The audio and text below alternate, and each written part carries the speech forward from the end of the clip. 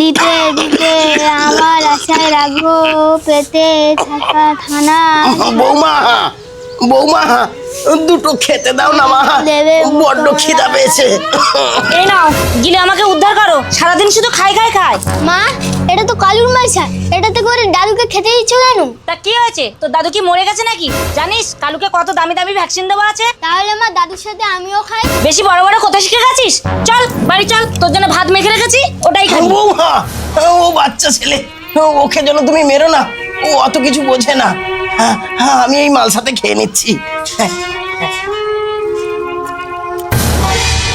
দাদু মনে হয় ঘুমিয়ে পড়েছে, যাই মালসাটা লুকিয়ে দিয়েছি, তাহলে দাদুকে আর এই মালসায় ভাত খেতে হবে না। তুমি ঠিকই বলেছো, আমি সেটাই ভাবছি। না বাবা, আমি দাদুকে ছেড়ে শহরে যাবই না। চুপ কর, তুই কি বুঝিস এইসব ব্যাপারে? কালই তোকে হোস্টেলে পাঠিয়ে দেবো।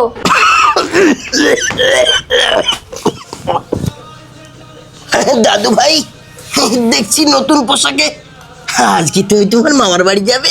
না দাদু, আমি শহরে চলে যাচ্ছি, তোমার সাথে আর দেখা হবে না। দাদু ভাই তুমি শহরে চলে গেলে তোমাকে প্রত্যেকদিন দেখবো কি করে? এই চল, দেরি হয়ে যাচ্ছে, বাইরে আবার গাড়ি দাঁড়িয়ে আছে।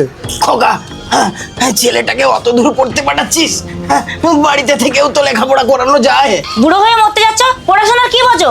এই চল। দাদু ভাই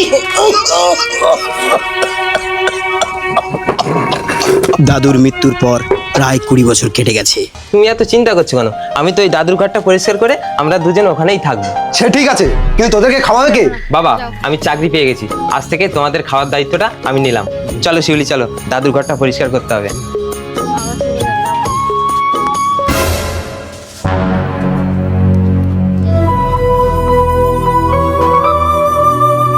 দাদু ভাই তুই এসেছিস? হ্যাঁ দাদু আমি এসে গেছি। এই নাও খেয়ে নাও। তুমি কি আমাকে কুকুর পেয়েছো যে মালসাই করে ভাত দিচ্ছ? কি হয়েছে গো, এত চিৎকার কিসের? দেখতে পাচ্ছ না বৌমা আমাকে মালসাই করে ভাত দিয়েছে? আমিই দিতে বলেছি। কি তুই দিতে বলেছিস? কিন্তু কেন? মা ছোটবেলা থেকে তো তোমার কাছেই শিখে এসেছি যে বুড়ো হয়ে গেলে কুকুরের মাল সাথে করে ভাত দিতে হয়। মানে?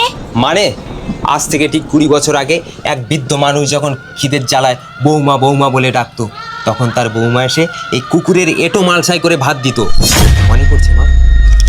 এই সেই মালসা মা, যেটা আমি 20 বছর ধরে লুকিয়ে রেখেছি তোমাদেরকে যোগ্য জবাব দেব বলে। দাদু আজ তোমার আত্মার শান্তি পেল। বন্ধুরা, গাছে ফুল আসে ফলের জন্য, আর মানুষের কর্মের সৃষ্টি হয় সেই কর্মের ফল পাওয়ার জন্য।